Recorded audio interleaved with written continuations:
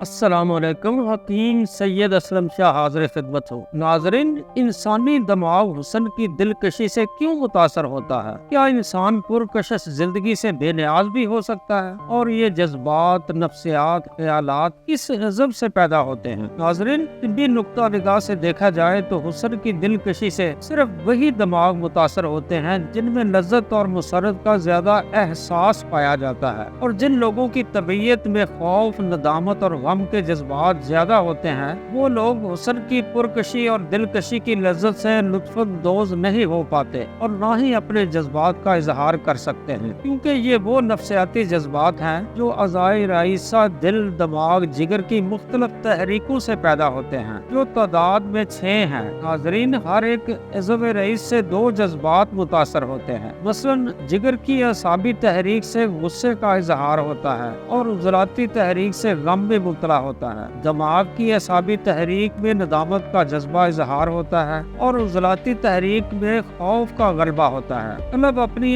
اعصابی تحریک میں لذت کا اظہار کرتا ہے اور عضلاتی تحریک میں مسرت کے جذبات نمایاں ہوتے ہیں. یہ ناظرین، یہ 6 قسم کے جذبات ہیں جو انسان کو متاثر کرتے ہیں. انسانی جسم میں جتنے بھی عضو ہیں، ارادی اور غیر ارادی، ان میں دل، دماغ، جگر کو رئیس اعظم کہا جاتا ہے، اور طبی ماہرین کی ایک رپورٹ کے مطابق جگر فادر آف باڈی کی حیثیت رکھتا ہے، یعنی پورے جسم کا باپ. ناظرین، اگر گھر کا سربراہ ہی کمزور یا بیمار پڑ جائے تو پورے گھر کا کیا حال ہوگا؟ جی ناظرین، جگر انسانی جسم کا دوسرا بڑا اور انتہائی اہم عضو ہے. یہ پسلیوں کے پیچھے پیٹ میں دائیں طرف واقع ہوتا ہے. جگر نظام انہضام کی طرف سے آنے والے خون کو صاف کرتا ہے اور ان میں فلٹریشن کے بعد یہ خون جسم کے باقی حصوں میں گردش کرتا ہے. جگر اور وائل پیدا کرتا ہے جو خوراک کو ایسے انزائم ہضم کرنے میں مدد دیتے ہیں اور انسانی جسم کی نشو و نما میں اہم کردار ادا کرتے ہیں. ناظرین، جگر جسامت کے لحاظ سے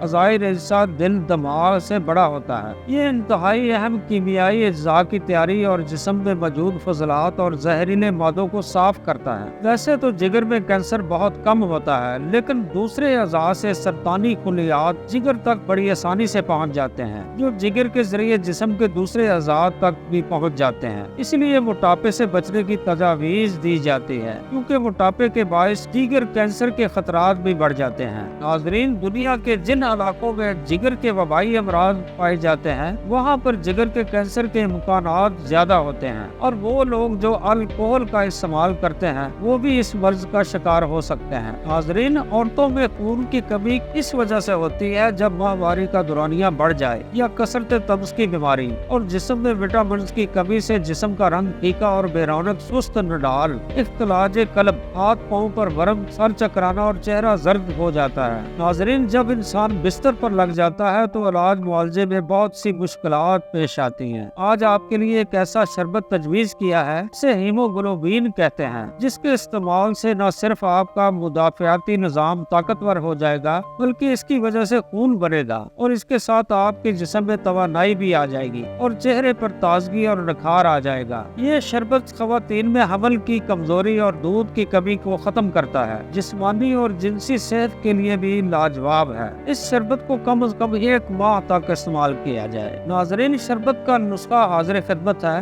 آملے، بہیڑے، ہریڑ، اناردانہ، سونف، پودینہ، گل، نیلوفر، کاسنی، آلو بخارا، املی، دار چینی، ہر ایک 60 گرام 5 کلو پانی میں رات بھر کے لیے بھگو دیں. اگلی صبح اچھی طرح جوش دیں. جب جوشاندہ 3 کلو رہ جائے تو برتن کو اتار لیں اور اس نسخہ کو چھان کر اس میں 3 کلو چینی شامل کر کے اچھی طرح پکائیں. جب گاڑھا ہو جائے تو اتار کر ٹھنڈا کر لیں اور بوتلوں میں محفوظ کر لیں. اگر چاہیں تو سرخ فوڈ کلر بھی استعمال کر سکتے ہیں. ترکیب استعمال ہے: صبح، دوپہر، شام کھانے کے 1 گھنٹہ بعد 4 بڑے چمچ شربت 1 کپ پانی میں ملا کر پئیں. انشاءاللہ کی پہلی ہی خوراک سے اچھے نتائج برآمد ہوں گے. اپنا بہت سا خیال رکھیے گا. اجازت چاہتا ہوں. اللہ نگہبان.